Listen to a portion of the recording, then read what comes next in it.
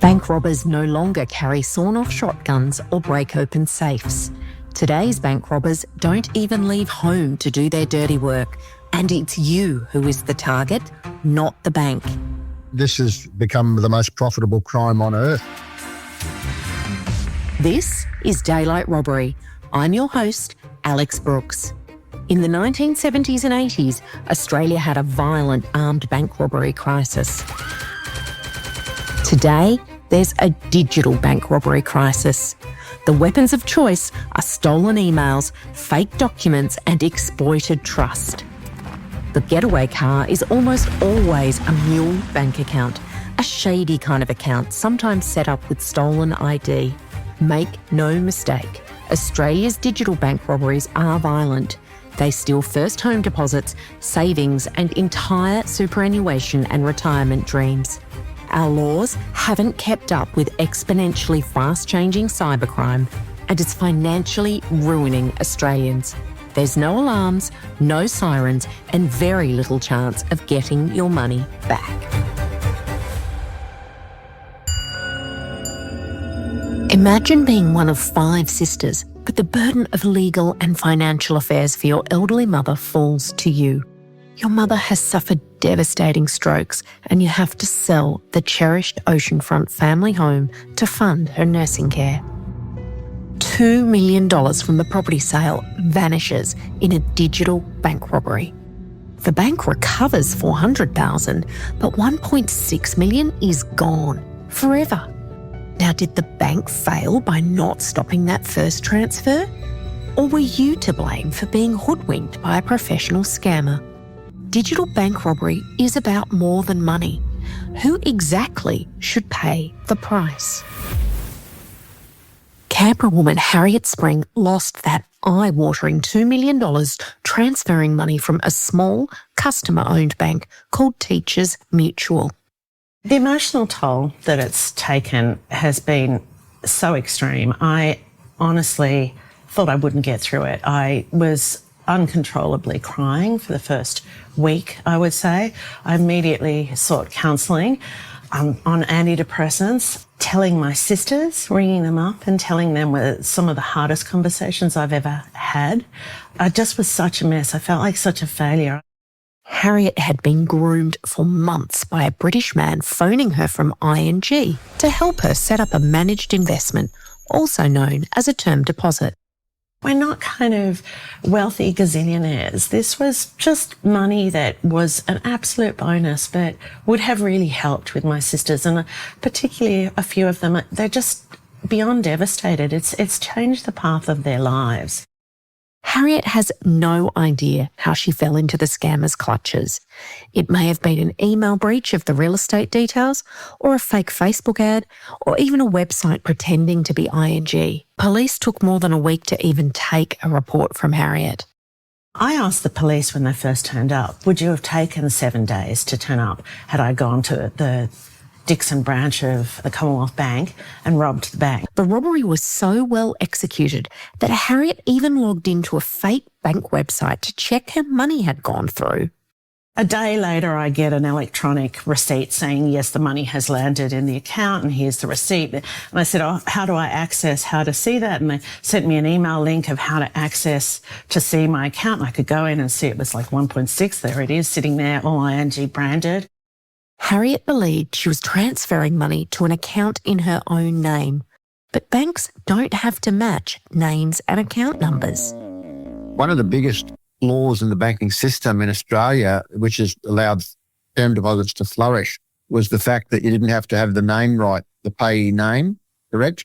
That's been a big issue. The term deposit gangs overseas have capitalised on that because they were able to roll over the bank account into a mule's name, but actually put your name in as the beneficiary. So having the incorrect name was a big flaw in the banking system that allowed hundreds of millions of dollars to go into accounts that the money shouldn't have gone into those accounts, and the bank should have flagged it.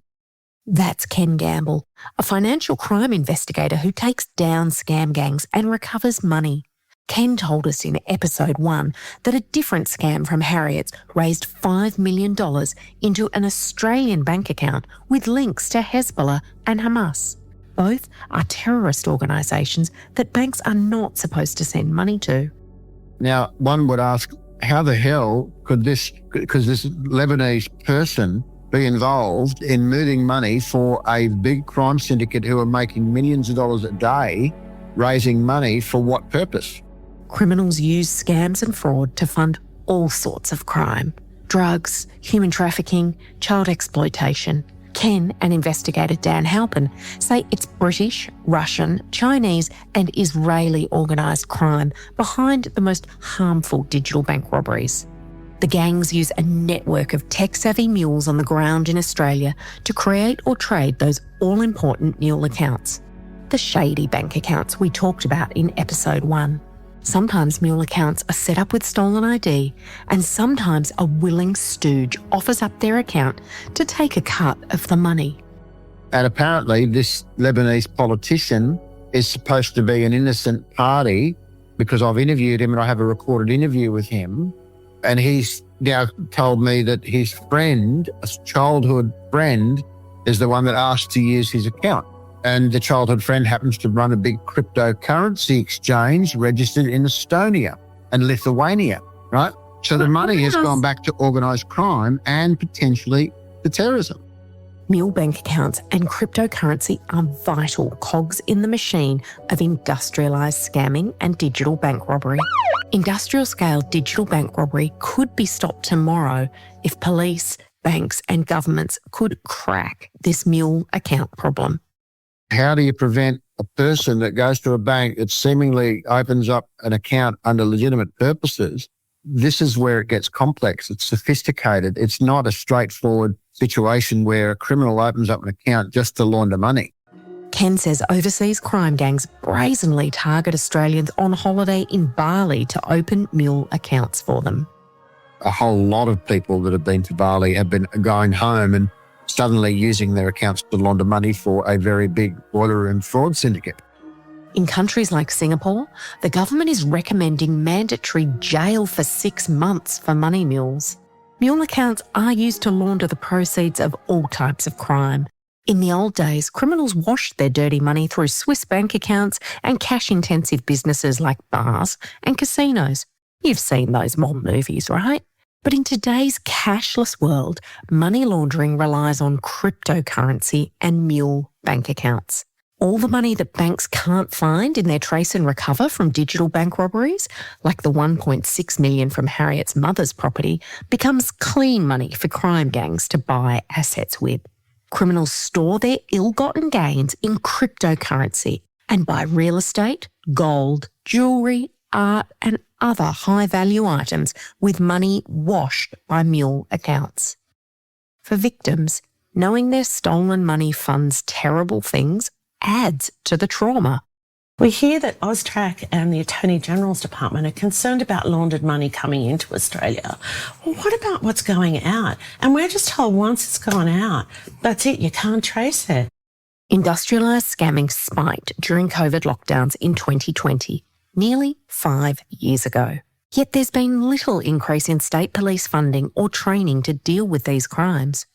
Dan Halpin, who you also met in episode 1, says state police aren't referring these crimes to the Australian Federal Police or to Interpol. What we need is a bottom-up approach to solving scams, not a top-down approach. So there's no use funding federal government agencies to make a difference if victims aren't getting the support or investigation at the base level, which is state police. We're even hearing from victims when they walk into the police station to report their case. Police will say, okay, well, this is a situation or a case that's outside of our jurisdiction. The offenders are overseas. And in some cases, we've heard the police say, we won't even take a report from you. New South Wales police statistics show the solve rate for scam obtained funds crimes has halved since 2020. We've got to remember that this is an indictable offence, fraud, massive amounts of money, up to millions of dollars of money from victims. And traditionally, an indictable offence the first thing you would do would be sit down with the local police officer and record a statement. They don't even do that anymore. They just put it in a database, send it off, and it goes untouched. Harriet's case was different. Her bravery in going on TV about the worst experience of her life meant Victorian Detective Senior Constable James Delianis connected Harriet's case to Operation Sabine. That detective has now arrested 7 people in connection with Harriet's crime. But that doesn't mean Harriet will get any money back. In fact, the detective expressly told Harriet police cannot disclose information that might help her recover money due to sub judice contempt. The law, it seems, is an ass. Harriet says the betrayal and financial devastation of digital bank robbery isn't the cruelest part. It's the protection the law gives to criminals. So all of this data and information that could help people either accept that what's happened, like everything was done by the books, or actually know there was some really poor behaviour and you were failed by your banks so that you can have recourse against your banks, it's all kept against you. So not only are you robbed, you're told you have no rights, you'll have no chance, but all the information is kept in a vault, not for you to see. Harriet's mother's bank, Teachers Mutual, doesn't have the same large fraud teams of the big 4 banks. I was given the name of the Chief Operations Officer, and she gave me her personal mobile number. But I was pretty appalled. This is the woman who at Teachers Mutual is in charge of security. That's her job as COO. And she said, "Oh, I had to Google ING scams. Who knew it was a thing?" And I'm like, "Oh, that's reassuring. That's really reassuring." And after Harriet went on TV, Queenslander Scott Borg reached out to say he had warned ING about Harriet's scam at least 9 months before hers happened. And ING even published a scam warning in June 2023. But Harriet and Teachers Mutual never saw it. There's a point of law called the Ryan Duty, which was a 1977 case of Ryan against the Bank of New South Wales. And in that, it says, and I'll paraphrase, it says something like, if a banker is aware of information that the customer is not aware of, and had the customer had that information, they would not be authorising the transfer, then the banker has a duty of care to stop the transfer. Ken and Dan agree that banks hide behind privacy protections and sometimes prevent investigators arresting criminals and recovering funds. But the banks still won't give us any information because of bank secrecy and bank privacy, and yet they're protecting these criminals and the accounts and the information and all the data that's required by people like us. And they say, "Oh no, you got to go to court." So they force the victim into paying $20,000 in legal fees just to go to court. And that's where it comes back to the fact that our system is broken, because it just goes round in a circle, finger pointing. The government is now passing the buck to the private industry. The banks, although yes, the banks need to take responsibility and protect their victims, or their customers, that should not be the sole focus at the moment. The government should be creating legislation that says if the police don't actively and genuinely investigate a case as far as they possibly can, then the government is liable and the government then needs to refund the victims. Harriet is committed to keep telling her story in the hope the system will change. I had PC Plod turn up at my door 7 days later. No fraud training, no scam training, nothing. Just took my case. Took her 3 months in between night shifts to even write up my case. She could see the account of the Mule. I don't know how police can do it, but that she could see into the Mule account. And she said, "It's obvious there's been a lot of money laundering here. There's a lot of money going in and a lot of money washing out." The complexity of money moving through Mule accounts in Australian banks is mind-boggling.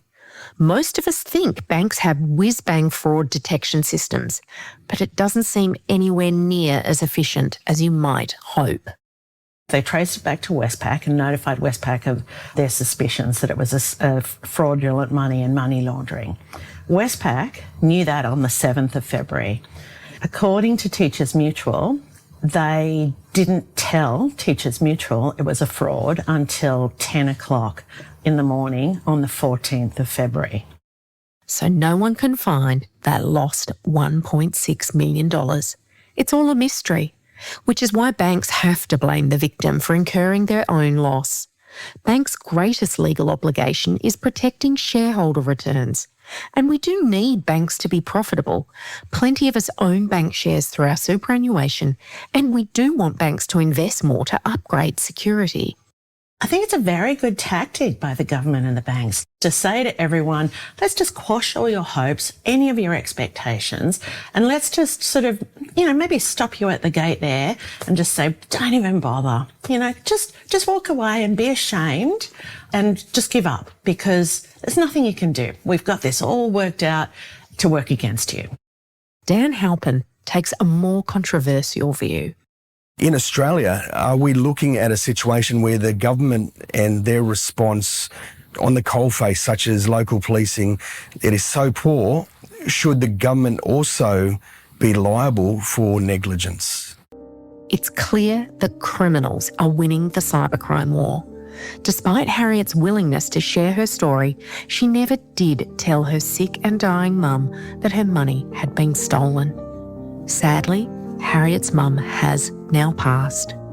My mother got an Order of Australia Medal for services to community, for working for 70 years for charities and giving up her time, from the Girl Guides to the Red Cross to Smith Family to Stewart House to setting up Embroiderers Guild for the elderly community. She was an amazing woman.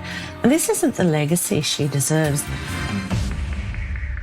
Next time on Daylight Robbery, we meet the widow who managed to get back every cent of her dead husband's $760,000 life insurance payout. No police, no lawyers. Subscribe and follow to find out how she did it.